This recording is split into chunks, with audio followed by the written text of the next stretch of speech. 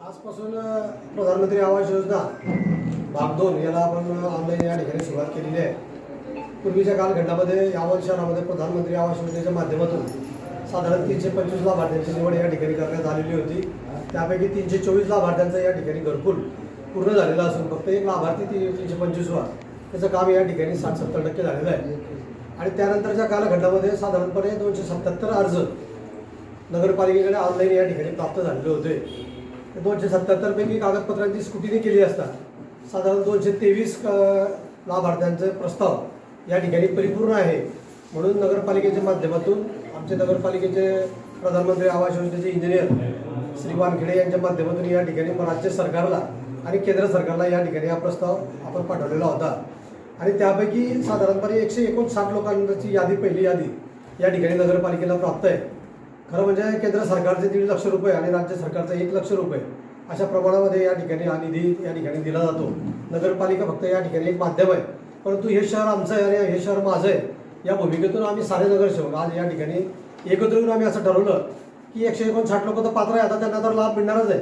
परंतु पुढच्या कालखंडामध्ये ही जी संख्या आहे 159 ही फार कमी संख्या आहे। मला असं वाटतं की माझ्या शहरामध्ये साधारण 1000-1500 लोक आज असे की ज्यांना स्वतःचं घरकुल आज या ठिकाणी पाहिजे, परंतु या ठिकाणी जागेची अपूर्तता असेल किंवा जागेची कागदपत्राची अपूर्तता असेल किंवा कागदपत्र कसे जमा करावे याच्या संदर्भामध्ये माहिती नसल्यामुळे आम्ही आमच्या अभियंता यांना या ठिकाणी सूचना केलेली आहे की नगरपालिकेच्या माध्यमातून या ठिकाणी अर्ज स्वीकृतीचा जी प्रक्रिया आहे ती अधिक सुलभ या ठिकाणी झाली पाहिजे। नागरिकांना कुठल्याही प्रकारचा त्रास न होता एकाच फेरीमध्ये त्याचे सर्व कागदपत्र या ठिकाणी जमा करून नागरिकांना ऑनलाईन या ठिकाणी फॉर्म जमा भरता येत नाही, म्हणून नगरपालिकेच्या माध्यमातून आपल्या लॅपटॉपवरती या ठिकाणी हे फॉर्म स्वीकृती करायची।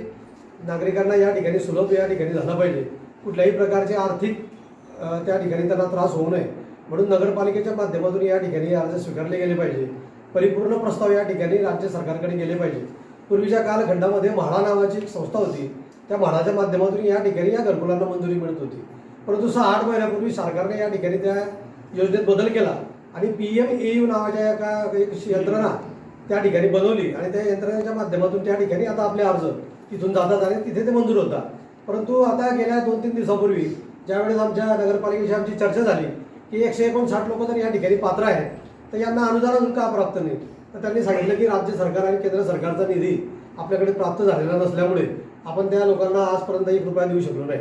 म्हणून परवाच्याच दिवशी आपल्या नगराध्यक्षा मी आणि आमचे सहकारी या ठिकाणी केंद्रीय मंत्री आणि आपल्या विभागाच्या खासदार रक्षाताई खडसे यांची देखील भेट घेतली आणि त्यांच्या कानावरती आम्ही हा विषय टाकला आहे की प्रधानमंत्री आवास योजनेमध्ये खूप काही लोक या ठिकाणी इच्छुक आहे, परंतु सरकार या ठिकाणी वेळेवर पैसे देत नसल्यामुळे आमच्याकडे जो लाभार्थी आहे हा त्याचं ते कच्चं घर त्या ठिकाणी पाडून त्या ठिकाणी घराला बांधकाम करतो आणि उर्वरित त्या बांधकाम चालू असताना भाड्याच्या घरात त्या ठिकाणी राहतो।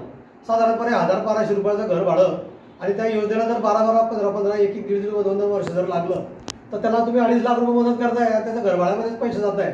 म्हणून या योजनेचा खऱ्या अर्थाने लाभ झाला पाहिजे, म्हणून केंद्र सरकारचा पैसा असेल, राज्य सरकारचा पैसा असेल या ठिकाणी वेळेत या ठिकाणी प्राप्त झाला पाहिजे अशी मागणी आम्ही या ठिकाणी खासदारांना देखील केलेली आहे। आणि पुढच्या कालखंडामध्ये देखील आता आम्ही सारेजण या ठिकाणी जे लाभार्थी आहे त्या लाभार्थ्यांच्या संदर्भामध्ये यांना वेळेवर पैसे मिळावे म्हणून आणखी पुढच्या कालखंडामध्ये राज्यस्तरावरती जाऊन त्या ठिकाणी पाठपुरावा करू आणि माझं यावल शहर हे झोपडपट्टी मुक्त झालं पाहिजे। माझ्या यावल शहराच्या जनतेला हक्काचं घर या ठिकाणी मिळालं पाहिजे, या भावनेतून यावल नगरपालिका पुढच्या कालखंडामध्ये या ठिकाणी काम करणार आहे। धन्यवाद।